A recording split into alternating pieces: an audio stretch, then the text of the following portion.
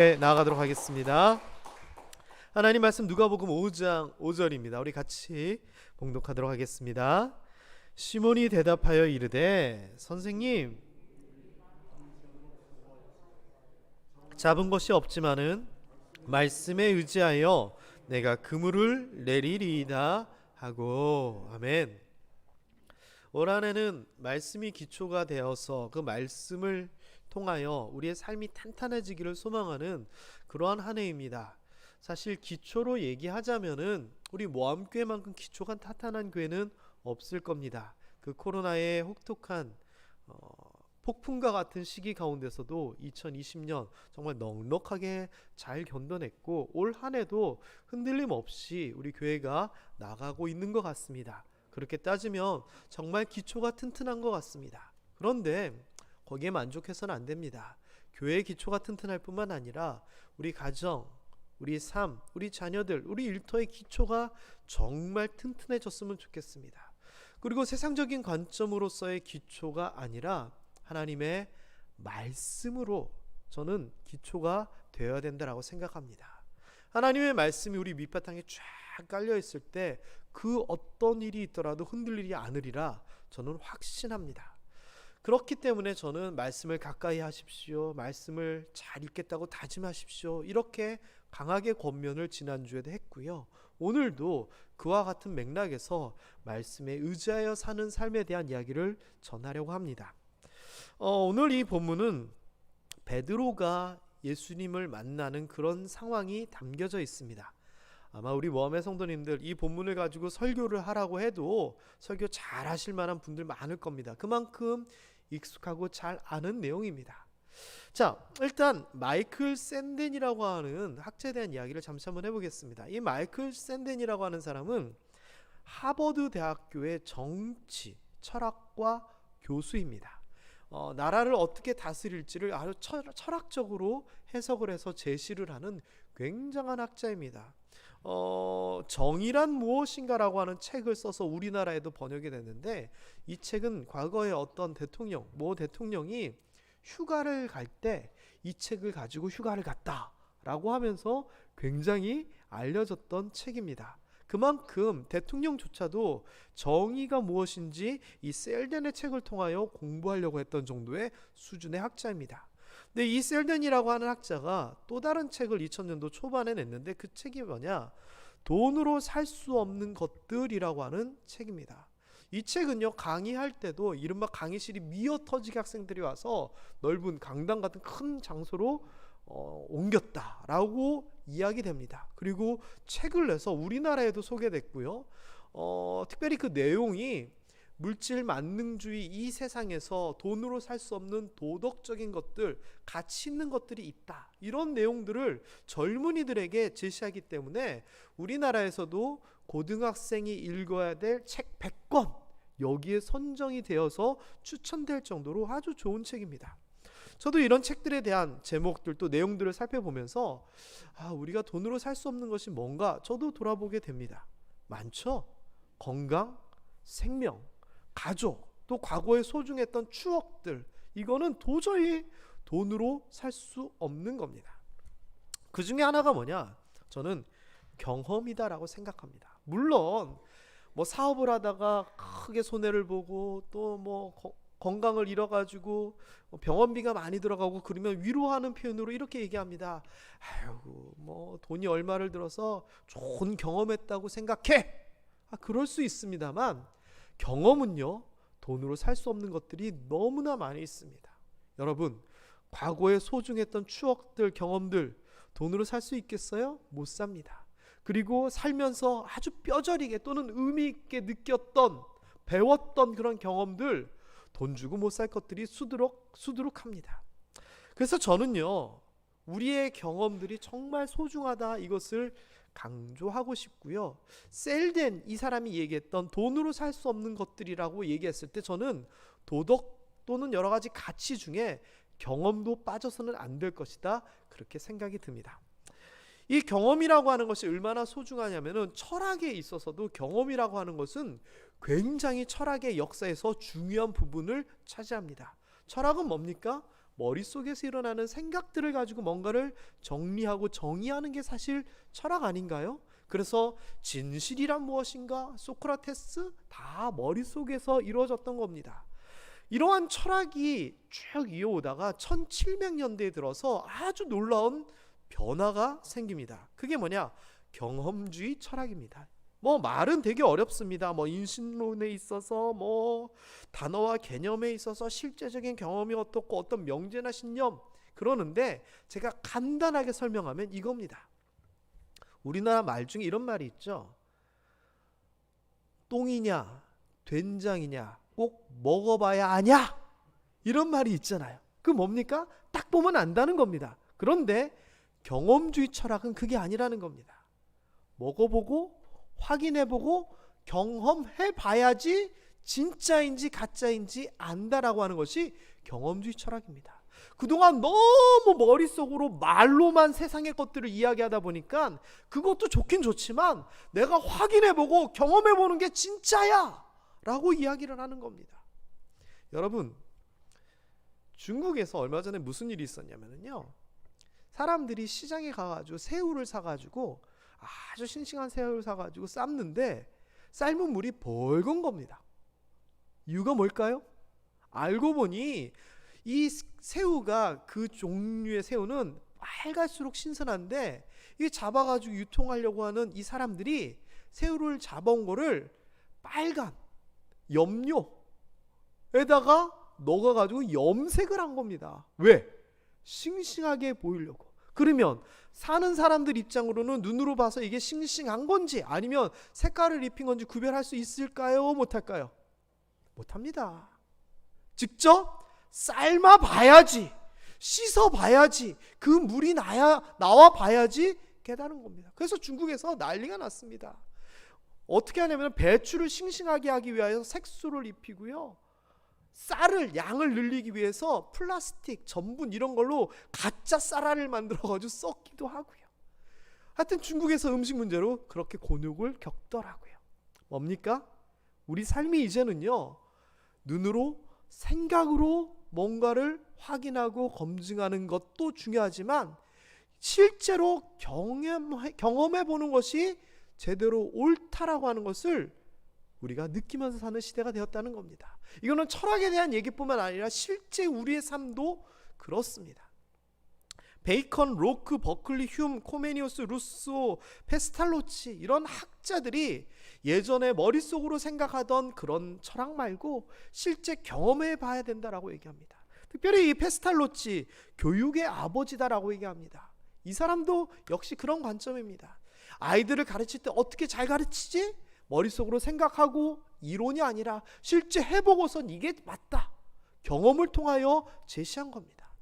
그래서 이런 것들은 나중에 실증론, 공산주의와 연관된 유물론하고까지 연결됩니다. 이 말은 뭐냐? 경험이라는 것이 철학에 있어서도 아주 중요한 역할을 했다라는 겁니다. 우리나라 사자성어 중에서도 이런 거 많이 있습니다. 온고지신이라고 하는 말 아시죠? 옛것을 돌아보면서 새로운 것들을 깨닫게 된다. 옛것이 뭡니까? 예전의 전통, 우리 공동체 어른들이 만들어 왔던 경험을 통하여 새로운 것을 바라본다는 그런 내용입니다. 시행착오라는 것도 경험이라고 하는 말과 연관이 있습니다. 내가 이 일을 해봐서 이게 잘못됐구나 잘됐구나를 직접 겪어봐야지 뭐가 잘못됐는지를 안다라고 하는, 역시 경험에 대한 이야기입니다. 성경에도요, 경험에 대한 이야기들이 꽤 있습니다. 모세가 이스라엘 백성들을 200만 명을 이끌고 광야 생활을 시작하는데 힘들어 죽으려고 합니다. 왜요? 아침부터 밤까지 사람들이 이거 알려달라, 이게 뭐가 문제냐, 저 사람하고 나랑 싸웠는데 누가 잘못했느냐, 재판관이 없으니까 모세에게 오는 겁니다. 너무 힘듭니다. 그때 경험 많은 모세의 장인이 조언을 해줍니다. 인생의 선배, 삶의 선배인 이두로가 뭐라 얘기하냐면은, 사위, 자네 혼자 다 하려고 하지 말고 10명 중에 1명, 100명 중에 1명, 1000명 중에 1명 다스리고 판단해 줄 자를 세우라고. 내가 살다 보니까 다른 나라에서는 10부장, 100부장, 1000부장 만들어가지고 그렇게 하더라고. 조언을 해줍니다. 그래서 모세가 그 어려움을 이겨냅니다.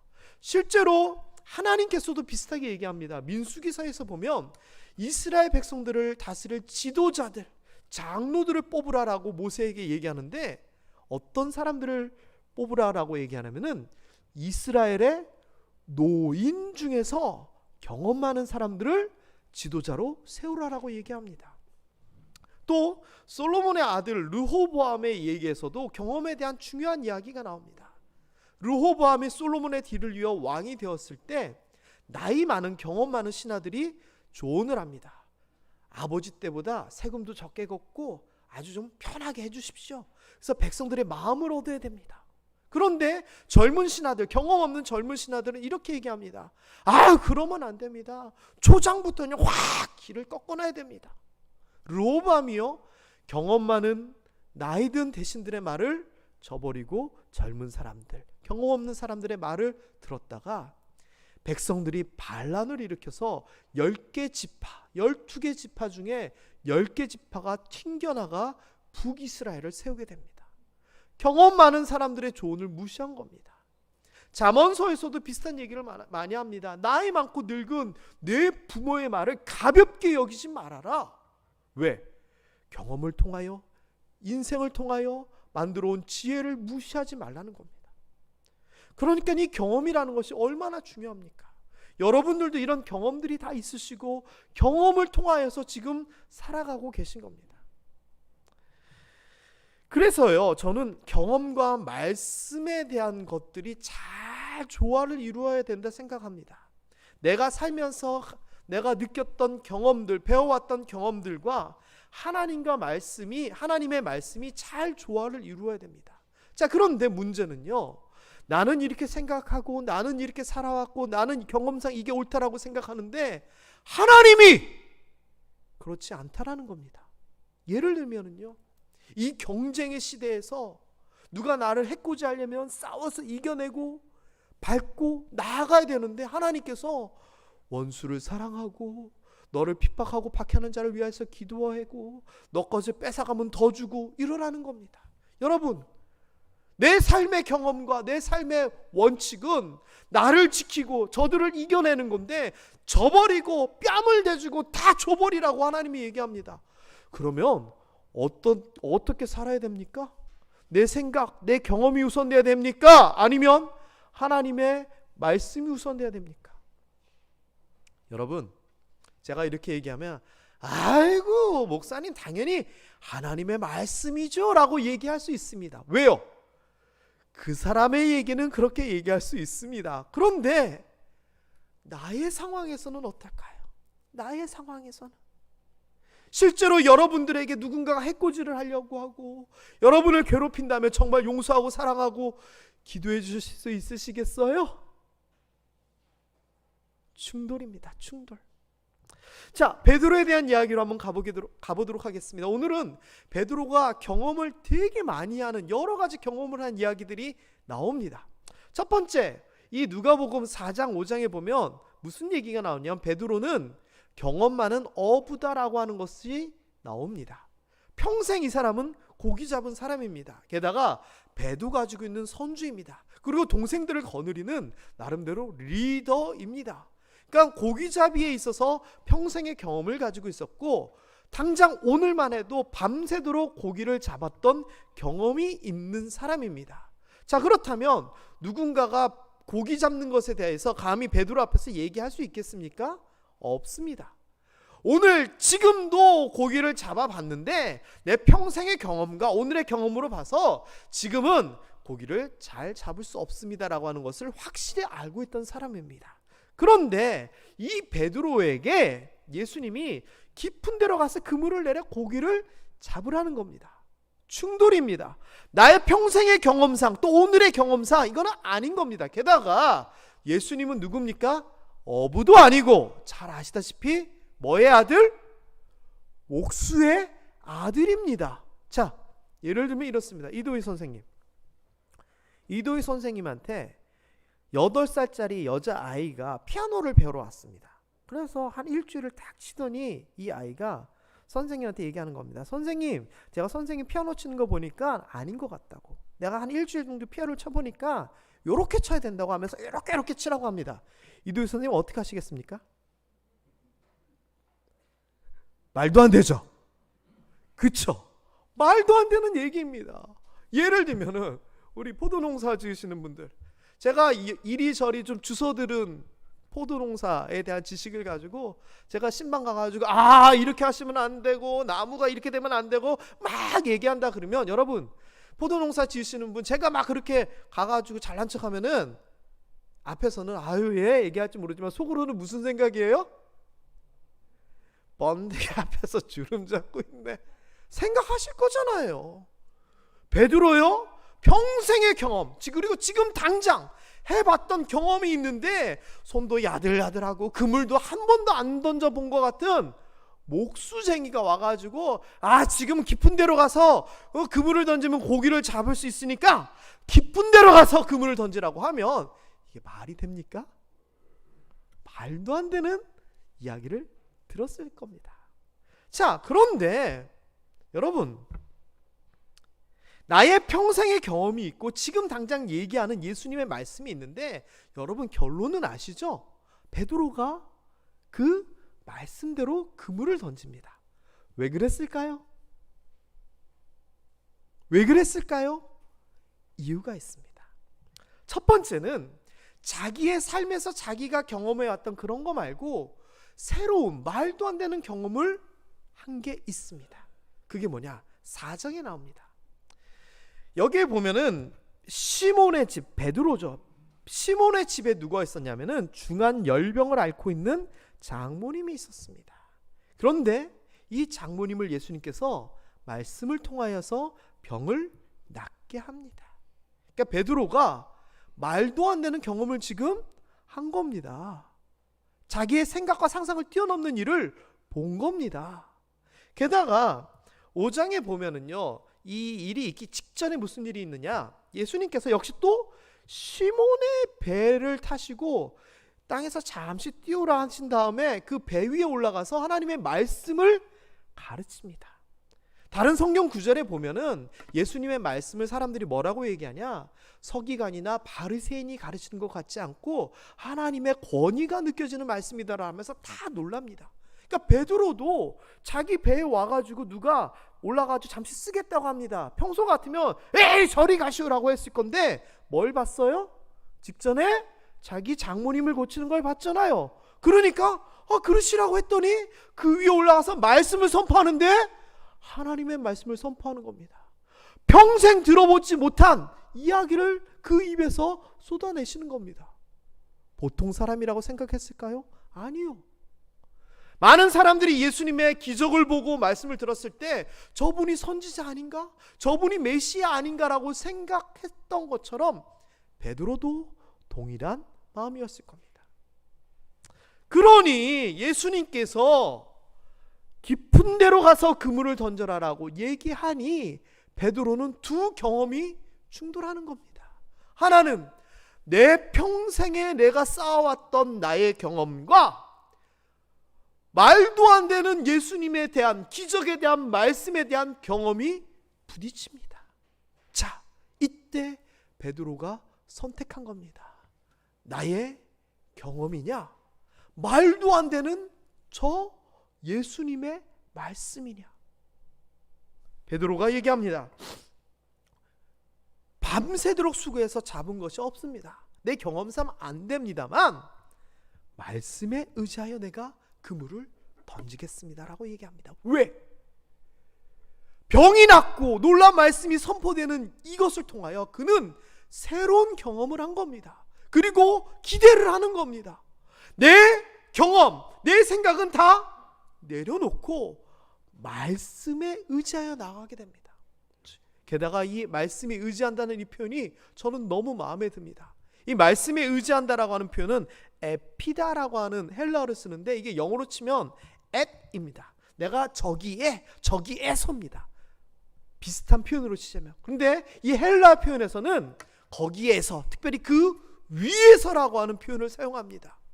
그러니 이 베드로가 한 말이 무슨 뜻이냐? 내가 그 말씀 위에 서서 말씀에 안에서 말씀대로 말씀 따라 그것에 의지하여 그물을 던지겠습니다라고 하는 겁니다. 여러분, 말씀 위에서 뭡니까? 내 말을 듣고 행하는 자는 반석 위에 주초를 놓은 자니 비가 오고 창수가 나고 바람이 부딪히되 쓰러지지 아니하리라라고 얘기했던 반석 위에 말씀 위에 집을 짓는 자, 이거와 동일한 개념입니다. 베드로는 자신의 생각 위에, 자신의 경험 위에 그물을 던진 것이 아니라 말씀 위에서 그물을 던진 겁니다. 여러분, 우리도 한번 생각해 봤으면 좋겠습니다. 집을 짓는다, 그물을 던진다라고 하는 이런 비유적인 표현을 가지고 생각해 봅시다. 여러분은 나의 판단, 나의 생각, 나의 경험 위에서 서 있고 그물을 던지십니까? 그런데 이거는 성경에서 얘기하기를 모래 위에 집을 짓는 사람과 같다라고 얘기합니다. 내 생각, 내 판단이 아니라 하나님의 말씀 위에 서서 집을 지어야 됩니다. 그래야지 흔들리지 않고 무너지지 않습니다. 사랑하는 모함의 성도 여러분, 구약에 보면은요, 말씀대로, 말씀을 따라, 말씀 쫓아, 이런 표현으로 얘기합니다. 아브라함 이야기를 보면 말씀대로 말씀 따라, 모세의 이야기를 보면 말씀하신 대로 말씀을 따라, 다윗의 이야기를 봐도 주의 뜻대로 말씀대로. 뭡니까? 그들은 자신의 본토 친척 아비집을 버릴 때, 자신의 모든 생을 하나님 앞에 던질 때, 목숨 걸고 골리앗 앞으로 나아갈 때 뭐를 했느냐? 말씀 위에 서 있었습니다. 그게 에피고 의지한다라고 하는 표현입니다. 그렇기 때문에 저는요, 우리가 가지고 있는 경험도 훌륭하고 너무나 좋지만 이 두 개가 충돌한다면 말씀을 우선해야 된다고 생각합니다.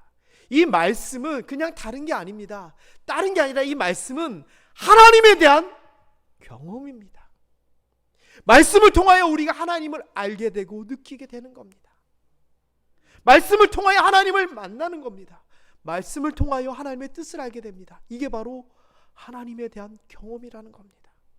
그렇기 때문에 나의 경험이 아니라 말씀을 통한 하나님을 향한 경험이 우선되어야 됩니다. 베드로가 깊은 데에 그물을 던질 수 있었던 이유는 자신의 규모와 수준과 능력을 넘어서는 예수 그리스도에 대한 경험이 있었기 때문에 자신의 생각을 내려놓을 수 있었던 것처럼 우리도 말씀을 통한 하나님의 경험이 우리의 모든 것 위에 서 있게 되기를 주님의 이름으로 축원합니다. 여러분, 그렇게 하겠다고 다짐하십시다. 지난주에도 우리 말씀을 가까이 하십시다 다짐하자 그랬는데 이거 다짐했으면 좋겠습니다. 내 생각, 내 경험보다 말씀을 우선하겠다 다짐하십시다. 자, 저를 따라서 합니다. 경험보다 말씀을 우선하겠습니다. 그냥 따라하는 것이 아니라 여러분이 각오하고 다짐으로 끝났으면 좋겠습니다. 그런데 이게요, 다짐도 좋은데 지난주에도 말씀드렸는데요, 하나님의 말씀이 뭔지를 알아야지 따라가고 의지하고 다짐을 하잖아요. 그러기 위해 말씀을 찾는 노력이 여러분에게 필요합니다. 들으려고 귀를 쫑긋해야 됩니다. 안 그러면 우리가 무슨 말씀을 하는지 알 수가 없습니다. 그래, 내가 길을 잘 모르니까 내비게이션 틀고 내비게이션이 시키는 대로 가야지. 100번 다짐하면 뭐합니까? 내비게이션을 켜야지요. 우리가 하나님 뜻대로 하나님의 말씀에 의지하여 하나님 그 말씀을 우선하여 살겠습니다. 말씀이 뭔지 알아야 됩니다. 그래서 지난 주일날 제가 굉장히 책장수처럼 이 책으로 말씀드릴 것 같으면 말씀드렸죠. 뭘 해야 됩니까? 말씀을 가까이 하는 노력이 우리에게 필요합니다. 습관이 되어야 됩니다. 하루에 최소 한 장을 읽고 한 절을 쓰면서 우리 말씀 가까이 하는 말씀을 기초한 삶을 살자고. 그래서 제가 지난주에 얘기한 겁니다. 성경에서요, 가만히 있으면 입에 떡 넣어줄 게 없습니다. 구하라, 두드리라, 찾으라, 그리하면 주실 것이고 얻을 것이고 찾을 것이다. 부르짖으라, 그리하면 하나님께서 응답하실 것이다. 다 우리로 하여금 열심히 뭔가를 하기를 원하시잖아요. 말씀도 그렇습니다. 말씀을 찾고 가까이 하고 읽고 노력할 수 있는 우리가 되어야 됩니다. 그리고 거기에서만 끝나면 안 됩니다. 내비게이션을 켜고 내비게이션 얘기를 듣고 따라가야지 하고서는 핸들은 거꾸로 돌려버리면 이 길이 더 좋았어, 이 길이 더 빨랐어, 이 길이 맞는 것 같아, 의미 없는 것처럼 말씀을 듣고 알고 다짐하고 행동하는 것이 중요합니다. 실천하는 것이 중요합니다. 베드로가 예수님 아우 대단하십니다, 아이고 그러세요, 실컷 듣고 그물은 그런데 제 경험에 의하면 지금은 안 돼요라고 안 던져버리면 이 일이 있었겠습니까? 말씀을 의지할 뿐만 아니라 말씀대로 행하는 삶이 우리에게 필요합니다. 그렇게 되면 어떻게 되느냐? 누가복음 5장 6절 7절에 보면 자기 평생의 경험에 의해서 지금 당장 그리고 가서 그물을 던졌는데도 안 됐지만, 말도 안 되는 이야기인 것 같지만 예수 그리스도의 말씀대로 했더니 고기가 잡은 것이 심이 많아 그물이 찢어지고 친구들 불러가지고 담았는데도 배 2개가 그냥 가라앉을 정도로 많은, 자신의 경험으로는 도저히 이해할 수 없는 엄청난 응답의 결과가 그에게 나타납니다. 자신의 경험대로 했으면 이 일을 얻을 수 있을까요? 이 고기를 잡을 수 있었을까요? 아닙니다. 여러분, 이러다 보니까 베드로는요, 이러한 놀라운 새로운 경험을 통하여 새로운 삶을 살게 됩니다. 장모님 병도 고쳐줬죠. 배 위에 올라가서 놀란 하나님의 말씀도 선포하셨죠. 그리고 깊은 데로 가서 그물을 던지라 했더니 어머머머머 진짜네. 이러한 영적인 경험, 하나님의 경험들이 쌓이다 보니까 결국 어떻게 됐느냐? 네가 사람을 취하리라, 나를 따라오거라 했더니 베드로가 어떻게 합니까? 모든 것을 버려두고 예수를 따라갈 수 있게 됩니다. 뭡니까? 자신의 생각, 자신의 경험뿐만 아니라 자신의 모든 삶을 내려놓고 하나님의, 예수님의 말씀을 우선할 수 있는 자가 된 겁니다. 여러분, 어떻게 살아갈까? 올 한 해 많은 계획과 걱정과 소망이 있으시겠죠? 저는 이렇게 살아갔으면 좋겠습니다. 말씀에 의지하여 살아가는 것, 말씀에 의지하여 살아가는 것. 저는 그럴 때에 작은 것들이 경험이 되어서 그 경험이 쌓여서 베드로처럼 모든 것을 내려놓을 수 있는 그런 삶이 될 것 같습니다. 여러분, 2021년도 시작하면서 성경 이 말씀 카드 다 뽑아 가셨어요? 그 말씀 어떤 말씀이세요? 그 말씀이 올 한 해 우리에게 주시는 말씀이라 생각하고 그렇게 살아가세요. 혹시 그냥 아무 생각 없이 그냥 뽑아 가신 분 있으면 기도하는 마음으로 다시 뽑아 가셔도 돼요. 제가 재밌는 얘기 하나 해드릴게요. 우리 교회 어떤 권사님이, 연세 있으신 권사님이 전화가 왔어요. 목사님 하면서 하는 얘기가, 그래도 그냥 연초에 어쨌거나 이 말씀 카드를 교회에 와서 가져가셨대요. 그래서 말씀이 참 좋아서 아이고 내가 이 말씀 가지고 기도하면서 살아야겠다 이 다짐을 하셨다네요.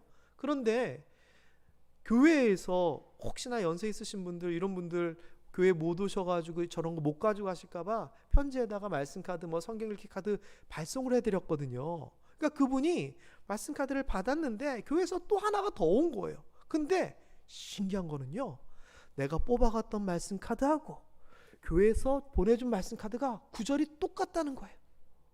와, 세상에 우연도 이런 우연이 있을 수 있겠어요? 저 말씀 카드가 수백 가지인데. 그래서 그분이 얘기를 하는 거예요. 이 말씀 하나님이 진짜 나에게 주시는 말씀 맞는 것 같다고, 이거 갖고 기도하겠다고 얘기합니다. 여러분, 또 하나 더 뽑아가시라는, 그리고 말씀이 다르면 아이고 나는 꽝인가 보다, 이 얘기가 아닙니다. 내가 이 말씀 가지고 기도하고 살아가겠다고 다짐했더니 하나님께서 확인시켜주는 겁니다. 얼마나 좋습니까?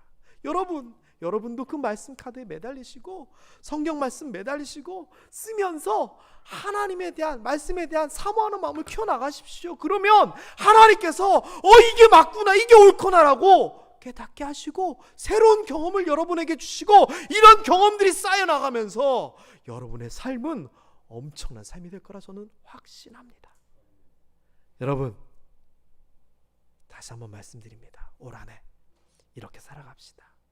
말씀에 의지하여 말씀을 바닥에 쫙 깔아놓고 기초로 만들어 놓고 나아갈 때 베드로가 경험하지 못했던 엄청난 물고기를 잡은 것처럼 우리 모함의 성도님들의 삶에도 그런 놀랍고 풍성한 열매가 넘쳐날 수 있게 되기를 주님의 이름으로 축원합니다.